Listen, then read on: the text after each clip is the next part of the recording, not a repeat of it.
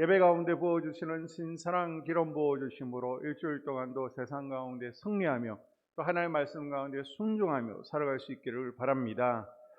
다윗에게 기름 부으심이 임했을 때 다윗은요 이기는 자가 되었죠. 그래서 16장에 보게 되면 영적 세계에서 이기는 자가 되었습니다. 악한 영들과 싸워서 이기죠. 그리고 17장에서는 대적들을 이기는데 육적으로도 이기는 자가 되었습니다. 탁월하고 인정받고 칭찬받는 자가 되었죠. 그리고 18장 오늘 본문에서는요 다윗을 지혜로운 자로 묘사하고 있습니다. 다윗은요 지혜 덩어리였어요. 그래서 5절에 보게 되면 다윗은 사울이 보내는 곳마다 가서 지혜롭게 행하며 13절 이하에서도 다윗이 그의 모든 일을 지혜롭게 행하니라. 15절에서도 다윗이 크게 지혜롭게 행함을 보고 그를 두려워하였으나 30절에서도 다윗이 사울의 모든 신하보다 더 지혜롭게 행함에 다윗이 지혜자였음을 묘사하고 있습니다. 아멘. 예수님은요 어렸을 때부터 지혜가 충만하신 분이라고 성경은 증언합니다. 아멘. 요셉도 지혜로 애굽의 총리가 되었죠. 솔로몬도 다니엘도 스데반도 지혜자였습니다. 하나님은 우리에게 지혜가 있기를 원하십니다. 아멘. 잠언에서 하나님은 우리에게 지혜는 정말 중요한 것이다 라고 말하죠. 그래서 지혜가 제일이니까 지혜를 얻기를 구하고 지혜가 복되다라고 우리에게 말합니다. 아멘. 이 지혜라는 단어를 성경에서 찾아보니까요 구약에서는 350번, 신약에서는 100번 나오고 있습니다. 이에 반해 순종은요 130번, 회개는 56번 나오고 있습니다. 그만큼 지혜에 대해서 강조를 하는 것이죠. 지혜와 지식을 혼돈하는 분들이 계십니다. 지식은요 우리가 공부를 통해서 얻는 것이죠. 어떤 대상에 대해서 우리가 배우거나 학습, 경험을 통해서 알게 된 명확한 인식이나 이해를 우리는 지식이라고 그럽니다. 그래서 노하우, 영어로 knowledge라고 합니다. 지혜는요 헬라어로 호커마 또는 소피아라고 그러는데요 영어로 위지dom이라고 그러죠. 상황에 대한 적절한 대처 능력입니다. 사물에 대한 판단력, 올바른 사리 판단 능력을 의미합니다. 그래서 참 저분 현명하다, 슬기롭다, 눈치가 빠르다, 센스 있다 라고 하면 지혜가 있는 것입니다. 예를 들어서 대학 교수님이 계십니다. 그런데 대학 교직원들 사이에서 말이나 행동에 실수가 많은 거예요. 그러면 이분은 자기가 공부한 그 분야에 지식은 있는지 모르겠지만 이분은요 지혜는 부족하신 분이에요. 그런데 반면 어떤 원사님은요 초등학교도 나오지 못했어요. 그런데 교회 내에서 여성교회 회장으로 또 속장으로 교회 사역을 맡아 감당하면서 갈등이 없습니다. 말과 행동에 대해서 주변에서 인정받고 칭찬받습니다. 그러면요 이 권사님은 비록 좀 지식은 부족할지 모르겠지만 지혜 있는 분이다 라고 평가할 수 있겠죠. 성경은요 다윗이 지혜로운 자였다라고 평가하고 있습니다. 그러면 도대체 무엇이 지혜로운 삶입니까? 사무엘상 18장에 묘사되어 있는 다윗의 삶을 통해서 우리가 지혜로운 삶이 무엇인지를 함께 나눠보겠습니다. 아멘. 자, 5절에 보게 되면 다윗은 사울이 보내는 곳마다 가서 지혜롭게 행하매 사울이 그를 군대의 장으로 삼았더니 온 백성이 합당히 여겼고 사울의 신하들도 합당히 여겼더라. 아멘. 아멘. 자, 5절에 보게 되면 다윗이 가는 곳마다 지혜롭게 행해서 사람들의 인정을 받죠. 그리고 사람들이 다윗의 이름을 존귀하게 여기며 또 다윗을 존경합니다. 자, 어떻게 행하는 삶이 지혜로운 삶입니까? 내가 하는 행동이나 말을 주변 사람들이요 인정해주고 칭찬하면 그것이 지혜롭게 행하는 삶입니다. 청년 다윗을 사울이 군대의 장으로 삼아도 아무도 이의를 제기하지 않습니다. 그리고 온 백성이 다윗을 군대의 장관 삼은 것을 합당히 여겼고 또 사울의 신하들도 다윗 정도면 되지라고 합당히 여겼습니다. 아멘. 지금 우리가 새로운 정부를 구성하면서요 좀 있으면 이제 총리도 새로 뽑겠죠. 장관도 새로 임명할 것인데 그 이전에 어떤 과정을 거칩니까?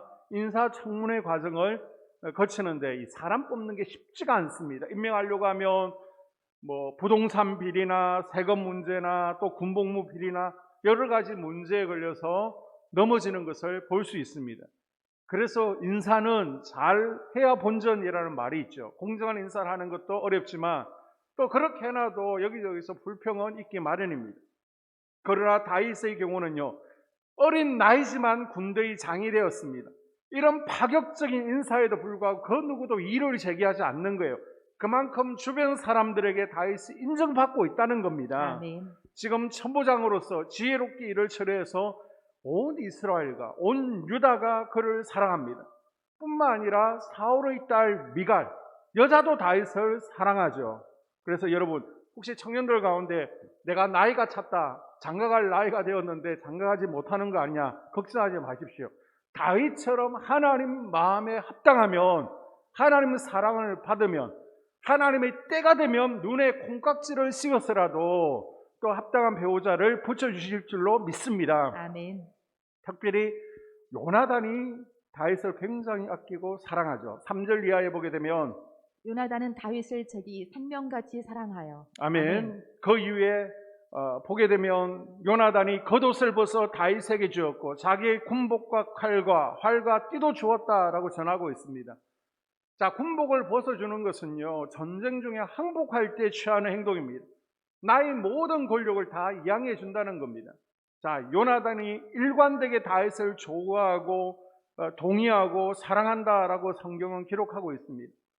그런데 20장 42절에 보게 되면요, 다윗이 일어나 떠날 때에 요나단은 사울의 성읍으로 들어갑니다. 다윗과 함께하지 않아요.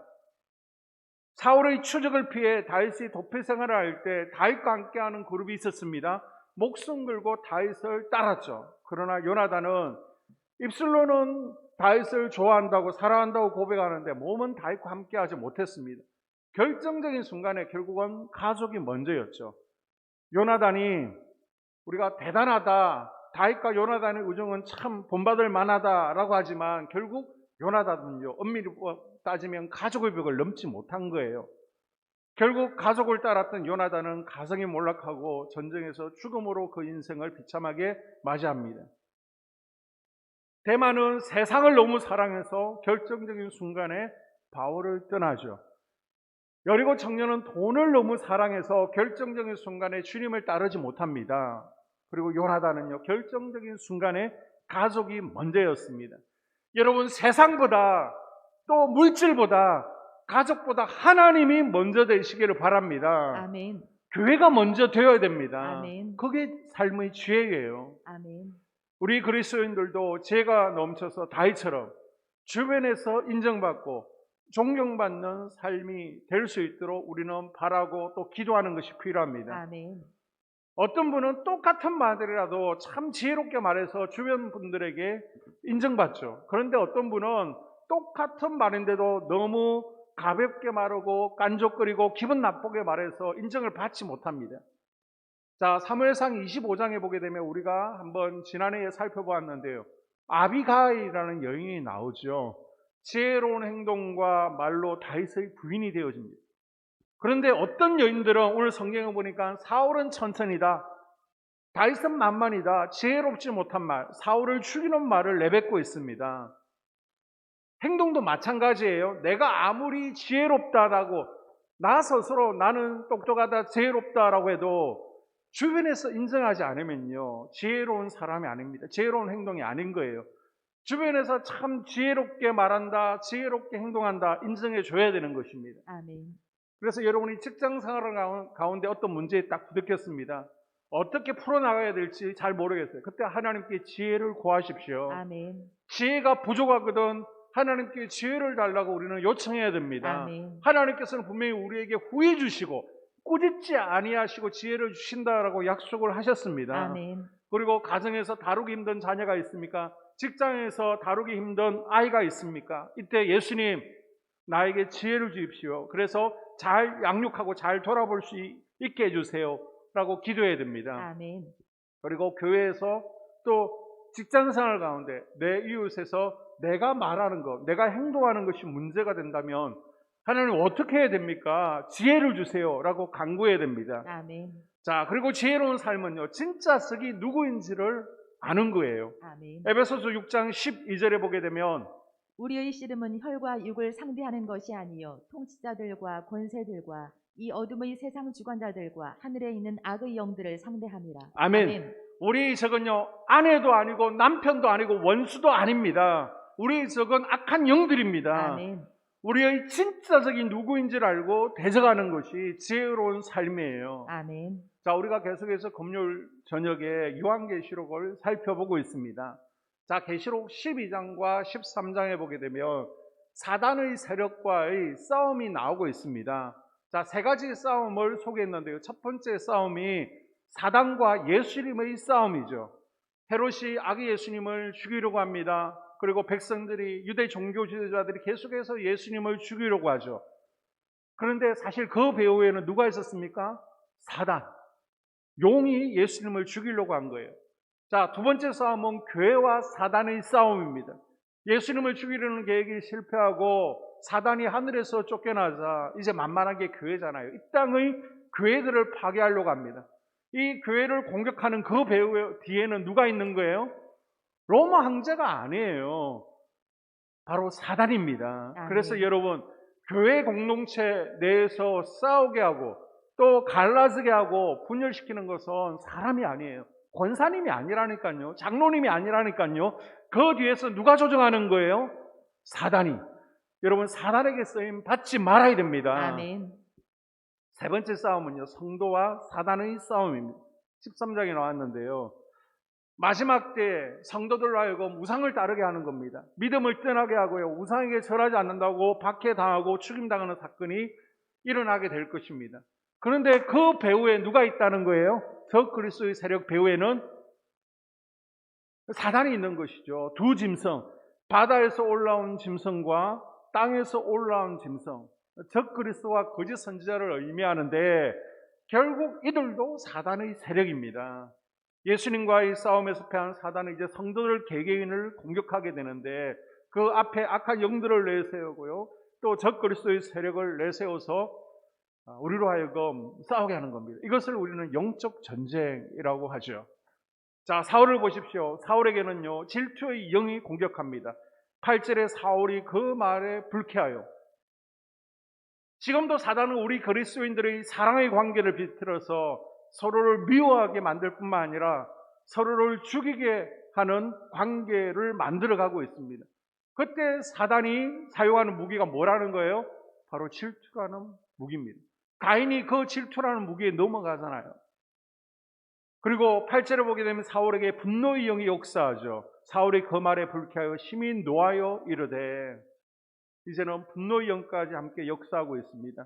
자, 이것을 끊어내지 못하니까 죽이는 영이 역사합니다. 10절 이하에 그 이튿날 하나님께서 부리시는 악령이 사울에게 힘있게 내림에 그가 집안에서 정신없이 떠들어대므로 다윗이 평일과 같이 손으로 수금을 타는데 그때 사울의 손에 창이 있는지라.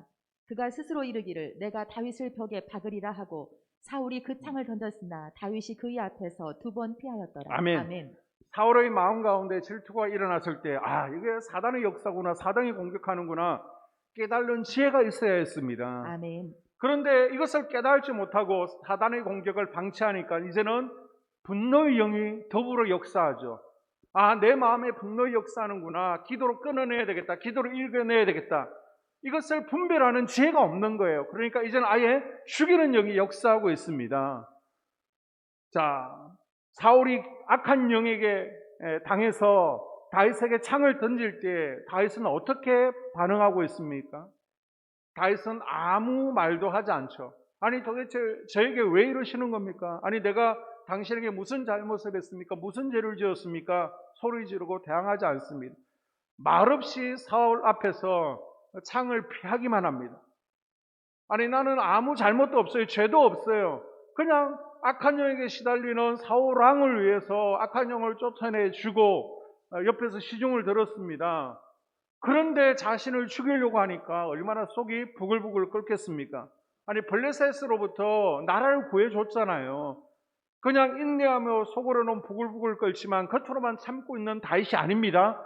그러면 지금은 잠시 참고 있지만은 언젠가는 터질 가능성이 있는 거예요. 그러나 다윗은 사울이 분노하고 죽이려 하는데 전혀 반응하지 않습니다. 왜요? 이건 참는 게 아니에요.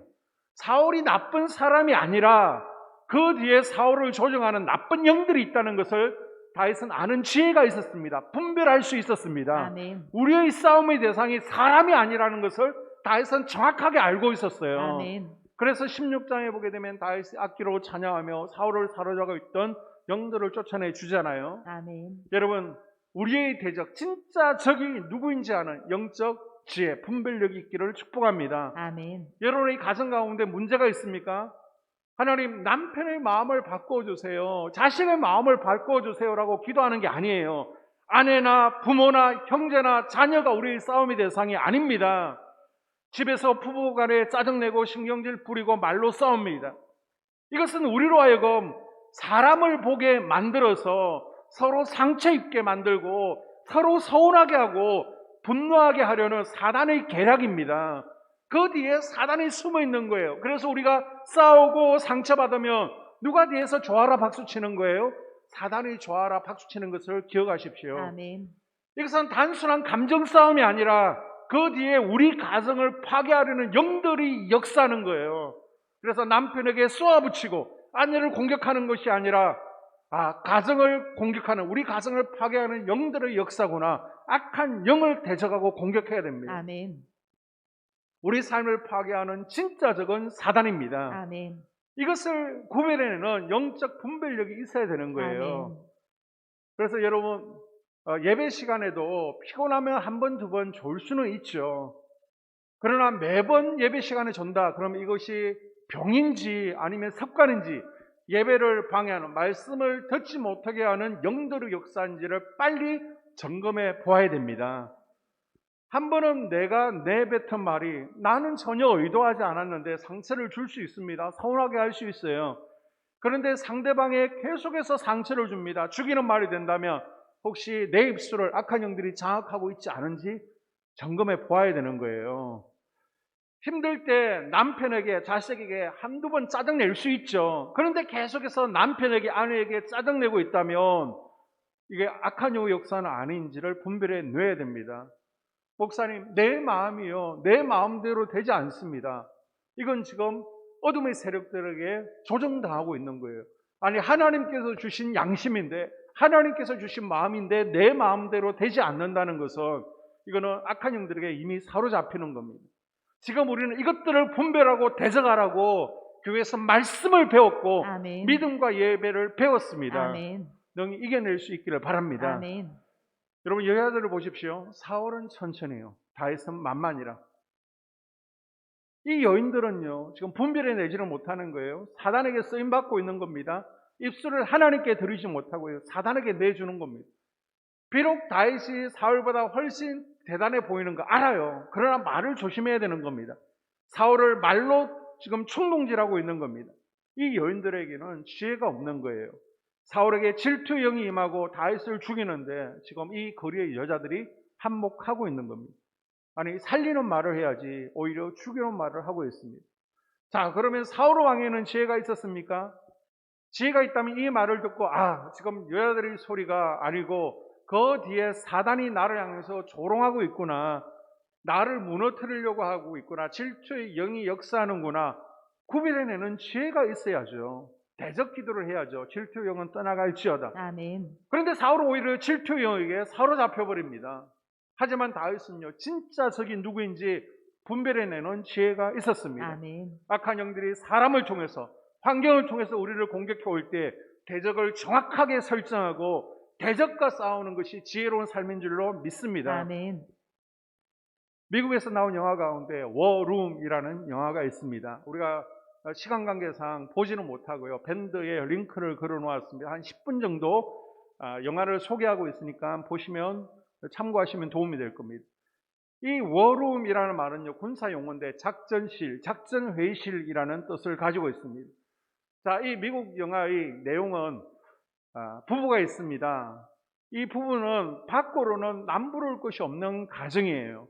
남편은요, 제약회사 간부입니다. 그리고 아내는 부동산 중개업자예요.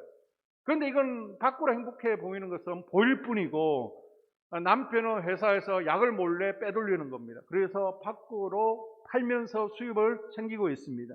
그리고 다른 여자가 또 있는 거예요. 밖으로는 완벽해 보이는 커플이지만 허울 뿐이었습니다. 남편은 점점 가정에 소홀해지죠. 그래서 아내와 자주 부부싸움이 일어나고 갈등이 깊어집니다.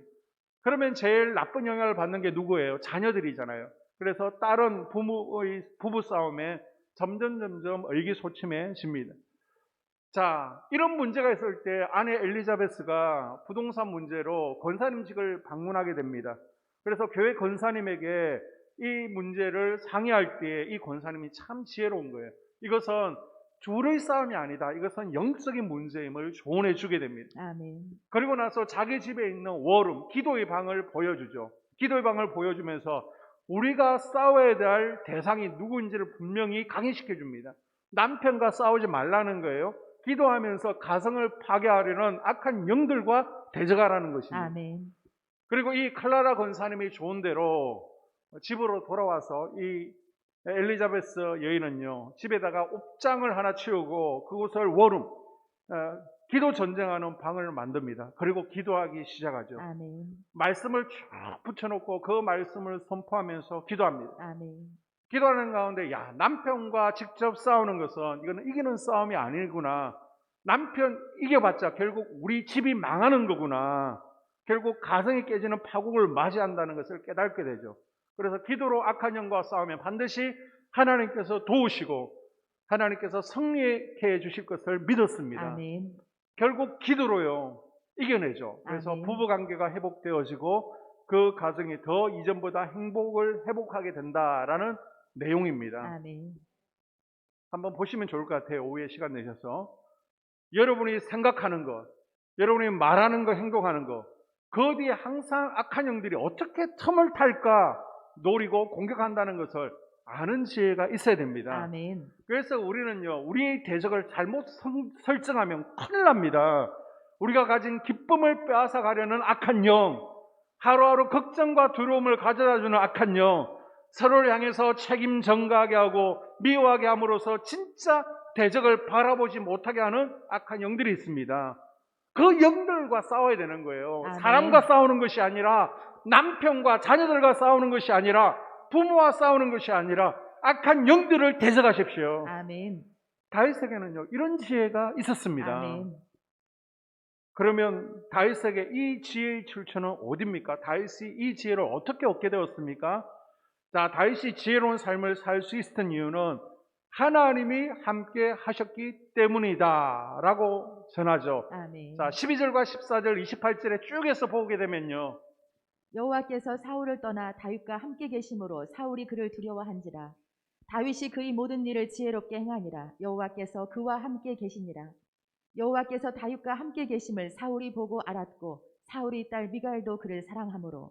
아멘. 아멘. 자, 다윗에게 지혜가 있었는데요, 그 지혜의 근원이 하나님께서 함께 하셨기 때문이다 라고 전하고 있습니다. 아멘. 하나님께서 함께 하셔서 매 순간 다윗에게 분별력과 판단력과 지혜를 부어주신 거예요. 아멘. 다윗에게 끊임없는 기름 부으심을 통해서 하나님의 영이 다윗에게 임하시니까, 아멘. 하나님의 영이 다윗과 함께 하니까 아멘. 지혜로운 삶을 살더라는 것입니다. 아멘. 자, 출애굽기 35장부터 보게 되면 쭉 성막이 나오는데요. 자, 성막 짓는 보살렐과 올리압에게 하나님의 영이 충만하게 임하니까 지혜가 임하게 되죠. 아멘. 고린도전서 1장 30절 이하에서는요, 예수님께서 우리의 지혜가 되신다라고 밝히고 있습니다. 아멘. 예수님의 영으로 충만해지면, 그리스도의 영, 성령으로 우리가 충만해지면 지혜가 임하게 되는 것입니다. 아멘. 우리 자녀들이 예수님처럼, 다윗처럼, 벌살레가 올리압처럼 지혜롭기를 원하죠. 아멘. 아니, 엄밀히 따지면요, 지혜보다는 지식이 많기를, 그래서 공부를 잘하기를 원하실 거예요. 그런데 사실 지혜가 더 좋은 것입니다. 아멘. 지식은요, 공부하면 되는 거예요. 모르면 네이버한테 물어보면 되잖아요. 유튜브 쳐보면 다 나옵니다. 그러나 지혜는요, 공부해서 얻을 수 있는 것이 아닙니다. 하나님의 기름 부으심이 있어야 됩니다. 아멘. 우리 마음에 찾아오는 두려움이나 서운함, 불평, 원망은요, 사단이 우리 마음에 뿌리는 가라지와 같은 것입니다. 우리는 오직 기름 부으심을 통해서 이것들을 이겨낼 수 있는 거예요. 아멘. 하나님께서 주시는 지혜로 이겨낼 수 있기를 바랍니다. 아멘. 그런데요, 이 기름 부으심은 거저 주어지는 것이 아니죠. 뭘 통해서 주어집니까? 기도를 통해서 주어지는 것입니다. 아멘. 그래서 우리가 일주일에 한 번 예배에 참석하는 것으로 기름 부으심을 유지하면 얼마나 좋겠습니까? 그런데 우리가 주중에 범죄하잖아요. 주중에 또 하나님 뜻에 불순종함으로 쏟아버리잖아요. 그래서 기름 부으심을 잘 유지를 하지 못하게 됩니다. 자, 성막에 보게 되면 기도를 상징하는 분향단이 있죠. 제사장은 하루 두 차례 아침과 저녁에 기도의 향을 피워서 24시간 향연이 꺼지지 않게 하는 의무가 있습니다. 아멘. 이 향연을 통해서 우리의 기도가 24시간 끊이지 않는다는 것을 시각적으로 보여주고 있는 것입니다. 자, 출애굽기 30장 7절 이하에 보게 되면 아론이 아침마다 그 위에 향기로운 향을 사르되 또 저녁 때 등불을 켤 때에 살을 찌니 이 향은 너희가 대대로 여호와 앞에 끊지 못할 것이며. 아멘. 24시간 향을 피워놓은 것은 우리의 기도가 항상 하나님께 올려져야 된다는 것을 의미합니다. 그리고 성막에 들어가게 되면요, 분향단만 있는 것이 아니라 왼쪽에 검초대, 등잔대가 있잖아요. 이 등잔대도 꺼지지 않도록 계속해서 기름이 끊어지지 않도록 공급해 주게 됩니다. 아멘. 우리가 매일 기도해야 돼야 기름 부으심이 유지되어지고 하나님의 함께 하심이 더 충만해지게 됩니다. 아멘. 그래서 여러분, 기름 부으심을 통해서 늘 하나님의 영이 나와 함께하는 삶이 될 수 있기를 바랍니다. 아멘. 이 기름 부으심을 공급받는 방법이 뭐예요? 제일 좋은 것은 예배에 참석하는 것이죠. 아멘. 특별히 여러분 예배 가운데 새벽 기도에 동참하는 것입니다. 아멘. 그 시간에 어떻게 보면 이런 시간일지 모르겠지만 그 시간에 수영장을 가보십시오. 학교 운동장이나 천변을 가보십시오. 많은 사람들이 건강을 위해서 운동하고 있는 것을 발견할 수 있습니다. 우리도요, 육신의 건강뿐만 아니라 또 영적 건강을 위해서, 지혜로운 삶을 위해서 조금 더 부지런해질 필요가 있습니다. 아멘. 그래서 새벽이 기도하기에 가장 좋은 시간입니다. 아멘. 새벽을 깨워야 됩니다. 아멘. 꼭 새벽이어야 된다, 그건 아니에요. 새벽으로 기도가 어려우신 분들은 낮으로 시간 내서 기도하시면 되는 겁니다. 아멘. 교회 오셔서 기도하면서 끊임없이 기름 부으심을 공급받아야 됩니다. 그 가운데 하나님의 영이 함께하고 하나님께서 주시는 지혜가 생겨나는 겁니다. 아멘. 출근하시는 분들은 퇴근하시고 저녁으로 오셔도 되는 거잖아요. 여러분, 사순절이라는 기간은 기도하는 절기입니다. 기도하는 기간이에요. 아멘. 다시 내 마음의 성전에 우리 가정 가운데 기도의 불이 뜨겁게 타오를 수 있기를 주님의 이름으로 당부드립니다. 아멘. 그런데 새벽도 안 됩니다. 퇴근하고 나서도 어렵습니다. 이도 저도 안 되면요, 집에서 기도의 방, 워룸을 만들고 기도하는 겁니다. 아멘. 지금 코로나 때문에 우리 일상이 멈췄습니다. 세상의 재미와 취미생활도 끊어졌습니다. 사람들을 만나지도 못해요. 심지어 교회를 섬기던 헌신과 사역도 지금 멈춰져 있습니다. 그래서 지금은 기도하기에 가장 좋은 때라는 것입니다. 아멘. 아무것도 나의 기도를 방해할 게 없잖아요. 혼자일 때. 지금이 기도하기에 가장 좋은 때입니다. 아멘. 바울과 실라가 감옥에서 원망하지 않고 하나님 앞에 찬양하고 기도하죠. 그때 문제들이 해결되어지는 것을 경험했습니다. 여러분의 기도의 처소는 어디입니까? 성전이에요? 예배 시간입니까? 아니면 가정입니까? 어디가 되어도 상관없습니다. 좋습니다. 골방을 기도의 처소로 만드십시오. 아멘. 비록 영적 분위기와 기름 부으심의 정도는 차이는 나겠지만 그 골방에서 우리가 기도하는 거예요. 지금의 상황과 환경을 우리가 이겨낼 수 있도록 지금까지 우리가 훈련받고 배웠잖아요. 이제 적응해 보는 겁니다. 아멘. 그래서 그곳에 갈멜산에 임했던 기도의 불이 떨어지게 해 보는 겁니다.